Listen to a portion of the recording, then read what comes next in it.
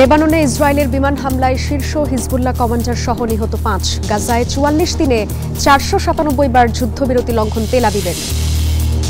Taiwan ইস্যুতে red line অতিক্রম করেছে জাপান, বলছে চীন। বেইজিংয়ের প্রতি উন্মুক্ত আলোচনার আহ্বান টোকিওর। এবং চলে গেলেন কিংবদন্তি অভিনেতা ধর্মেন্দ্র। বলিউডের শোকের ছায়া, হিন্দি চলচ্চিত্রে সর্বাধিক সংখ্যক হিট ছবিতে অভিনয় করার রেকর্ড তার। স্বাগত গ্লোবাল টাইমে। বিশ্বের নানা প্রান্তের খবর নিয়ে আপনাদের সাথে আছি আমি জান্নাতুল সাদিয়া। দেখছিলেন শিরোনামগুলো, এবার বিস্তারিত। লেবাননের রাজধানী বৈরুতে ইসরায়েলি বিমান হামলায় হিজবুল্লাহর শীর্ষ কমান্ডার হাইথাম আলী সহ অন্তত ৫ জন নিহত হয়েছেন। আহত হয়েছেন অন্তত ২৫ জন। রোববার বৈরুতের দক্ষিণের উপশহর হারেত হরাইকের একটি আবাসিক ভবনে এই হামলা চালানো হয়। এই হত্যাকাণ্ডকে ঘিরে মধ্যপ্রাচ্যে নতুন করে ছড়িয়ে পড়েছে উত্তেজনা। অন্যদিকে গাজায় ভঙ্গুর যুদ্ধবিরতির মাঝেও থামছে না সংঘাত। গত ১.৫ মাসে সেখানে ইসরায়েলি হামলায় প্রাণ গেছে ৩ শতাধিক ফিলিস্তিনির। দুই পক্ষই দোষারোপ করছে একে অপরকে। রোববার লেবাননের রাজধানী বৈরুতের দক্ষিণাঞ্চলীয় দাহিয়ে উপশহর কেঁপে ওঠে শক্তিশালী বিস্ফোরণে। ইসরায়েলি বিমান হামলায় একটি আবাসিক ভবন লক্ষ্য করে চালানো এ আক্রমণে নিহত হন হিজবুল্লাহর শীর্ষ কমান্ডার হাইথাম আলী সহ আরও কয়েকজন। আহত হন অনেকে। হিজবুল্লাহ এই হামলাকে বিশ্বাসঘাতকতামূলক আখ্যা দিয়ে বলেছে সব রেড লাইন অতিক্রম করেছে ইসরায়েল, যা ভয়াবহ সংঘাতের দরজা খুলে দিতে পারে। এর পরপরই দায় স্বীকার করেন ইসরায়েলি প্রধানমন্ত্রী বেনিয়ামিন নেতানিয়াহু। এক টেলিভিশন বিবৃতিতে তিনি জানান, হিজবুল্লাহকে কখনোই শক্তি সঞ্চয়ের সুযোগ দেবে না ইসরায়েল।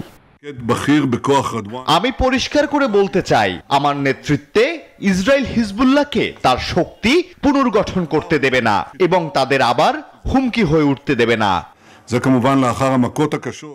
এদিকে গাজায় যুদ্ধবিরতি লঙ্ঘন নিয়ে একে অপরকে দোষারোপ করছে ইসরায়েল ও হামাস। গাজার গণমাধ্যম দপ্তরের অভিযোগ, যুদ্ধবিরতি শুরুর পর থেকে ইসরায়েল প্রায় ৫০০ বার চুক্তি লঙ্ঘন করেছে, যাতে নিহত হয়েছেন ৩ শতাধিক বেসামরিক ফিলিস্তিনি। এমন পরিস্থিতিতে সংকট সমাধানে আলোচনা করতে মিশরের কায়রোতে পৌঁছেছে হামাসের একটি প্রতিনিধি দল। নিবির আমিন, নিউজ 24। তাইওয়ান ইস্যুতে রেড লাইন অতিক্রম করেছে জাপান, এমন মন্তব্য করেছেন চীনের পররাষ্ট্রমন্ত্রী ওয়াং ই। তার অভিযোগ, জাপানের প্রধানমন্ত্রী তাইওয়ান ইস্যুতে সামরিক হস্তক্ষেপের ইঙ্গিত দিয়েছেন। এই ইস্যুতে বেইজিংকে উন্মুক্ত আলোচনার আহ্বান জানিয়েছে টোকিও। এদিকে তাইওয়ান ইস্যুতে জাপানের প্রধানমন্ত্রী সানায়ে তাকাইচির প্রকাশ্যে এমন মন্তব্যকে অপরিপক্কতার প্রকাশ বলছেন বিশেষজ্ঞরা। ৭ নভেম্বর জাপানি পার্লামেন্টের প্রশ্নোত্তর পর্বে দেশটির প্রধানমন্ত্রী সানায়ে তাকাইচি বলেন, চীনের সম্ভাব্য আক্রমণের পরিস্থিতিতে টোকিও সামরিক প্রতিক্রিয়া জানাতে পারে, যা চীন কঠোরভাবে বিরোধিতা করছে। এই ঘটনার পর দুই দেশের মধ্যকার উত্তেজনা ক্রমেই বাড়ছে, যা সাম্প্রতিক বছরগুলোর সবচেয়ে বড় চীন জাপান সংকটে পরিণত হয়েছে। এটি দুদেশের বাণিজ্য ও সাংস্কৃতিক সম্পর্কেও প্রভাব ফেলেছে। এমনকি বেইজিং জাতিসংঘ মহাসচিবের কাছেও অভিযোগ করেছে। এই ইস্যুতে জাপানের প্রধানমন্ত্রীর মন্তব্যকে চমকপ্রদ ও বিরাট ভুল বার্তা বলে আখ্যা দিয়েছেন চীনের পররাষ্ট্রমন্ত্রী ওয়াং ই। এদিকে জাপানের সাথে চীনের সংলাপের পথ উন্মুক্ত বলে জানিয়েছেন প্রধানমন্ত্রী সানায়ে তাকাইচি। G20 সম্মেলন শেষে জোহানেসবার্গে এমন মন্তব্য করেন তিনি। তাইওয়ান ইস্যুতে জাপানের নতুন প্রধানমন্ত্রীর মন্তব্যকে অপরিপক্কতা বলছেন বিশেষজ্ঞরা। তিনি বিষয়টি প্রকাশ্যে বলায় জটিলতার সৃষ্টি হয়েছে। এটি কোনোভাবেই ইতিবাচক হয়নি, বরং এর বিশাল নেতিবাচক প্রভাব পড়েছে। তাকাইচি প্রকাশ্যে এমন মন্তব্যকে প্রধানমন্ত্রী সুলভ ছিল না বলেও মন্তব্য করেন তার সমালোচকরা। আসমাতুলি, নিউজ 24। পাকিস্তানের উত্তর পশ্চিমাঞ্চলীয় শহর পেশোয়ারে আধা সামরিক বাহিনীর সদর দপ্তরে বন্দুকধারীদের হামলায় অন্তত ৬ জন নিহত হয়েছেন বলে জানিয়েছে পুলিশ। মিডিয়া রিপোর্টে বলা হয়েছে, এফসি এর সদর দপ্তরে সোমবার হামলায় ৩ জন আত্মঘাতী বোমা হামলাকারী এবং ৩ জন নিরাপত্তা কর্মী নিহত হয়েছেন। এছাড়াও আহত হয়েছেন আরও ৫ জন, যার মধ্যে 2 জন এফসি কর্মীও রয়েছেন। Peshawar capital city police officer ডনকে জানান, এফসি সদর দপ্তর হামলার মুখে পড়েছে, তারা পাল্টা ব্যবস্থা নিচ্ছেন এবং পুরো এলাকা ঘিরে ফেলা হয়েছে।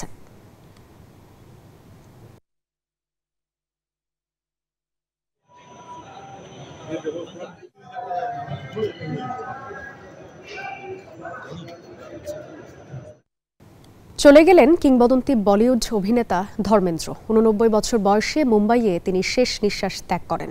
6 দশকেরও বেশি সময় ধরে ক্যারিয়ারে ধর্মেন্দ্র প্রায় 300-রও বেশি ছবিতে অভিনয় করেছেন। তার প্রয়াণে বলিউড ও ভক্তদের মাঝে নেমে এসেছে শোকের ছায়া।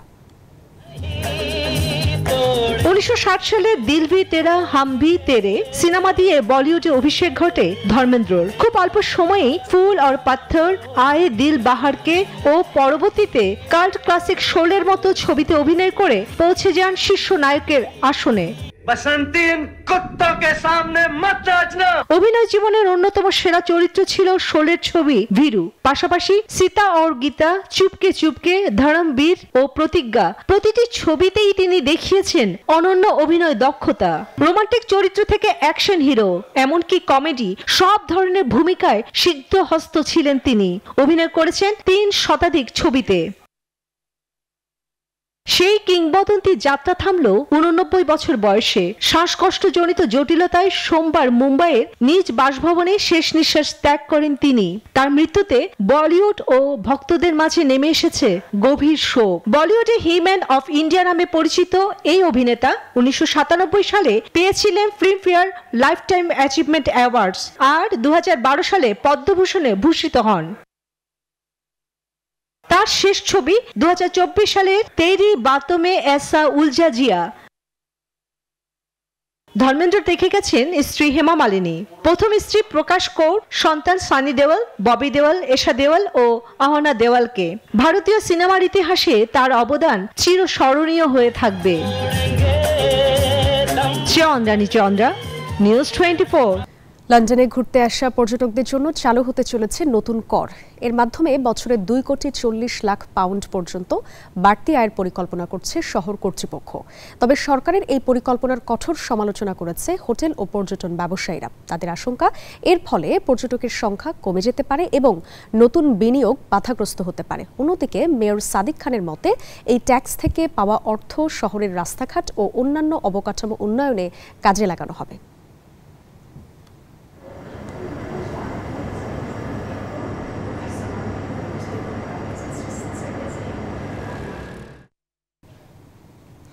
মৃত্যুর প্রায় 3 দশক পর প্যারিসের গ্রেভিন মিউজিয়ামে উন্মোচিত হল প্রিন্সেস ডায়ানার মোমের মূর্তি। 1997 সালে ডায়ানার মৃত্যুর কারণে মূর্তি তৈরির পরিকল্পনা স্থগিত হয়ে যায়। লন্ডনের মাদাম তুসো জাদুঘরের মূর্তিটির চেয়ে এটিকে আরও আকর্ষণীয় করে তৈরি করা হয়েছে।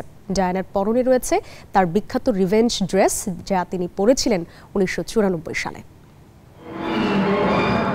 প্যারিসের গ্রেভিন মিউজিয়ামে অবশেষে জায়গা পেলেন পিপলস প্রিন্সেস ডায়ানা। পরিকল্পনাটা ছিল সেই 1996 সালের, কিন্তু পরের বছরই প্যারিসে গাড়ি দুর্ঘটনায় তার মৃত্যু হলে থমকে যায় সব।